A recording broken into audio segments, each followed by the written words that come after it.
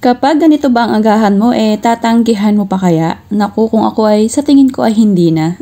So ngayong araw nga ay gagawa tayo ng isang masarap na breakfast na pwede ding pang merienda. Naglagay nga ako dyan ng 2 itlog, 3/4 cup na milk at konting asin at ito po ay bati-batihin hanggang sa mag-fully combine silang lahat. Tapos gagamit po tayo dito ng sliced bread. So ayan, bali naglagay po muna ako dito ng 2 piraso at papalaman na natin yan ng mozzarella cheese. So itatakip lamang natin itong isa at ididip natin dito sa ating milk mixture. So kailangan po ay makoat lahat itong ating bread. At pagkatapos nga niyan ay magtutunaw po ako ng butter or margarine dito sa ating kawali at ilalagay natin itong ating napakasarap na lulutuing tinapay. At hintayin lamang pong mag golden brown itong magkabilang side. Actually guys, kapag ito po ay parehas ng nag golden brown, ay pwede na po yan. Actually, pwede nyo na po yan kainin. Pero ako kasi mas masarap yung medyo malutong yung ibabaw. Kaya naman, naghalo pa ako dito sa ating butter ng brown sugar at ilalagay ko dito sa ibabaw ng ating tinapay. At akin po yung i-air fry sa loob ng 10 minutes. After 10 minutes,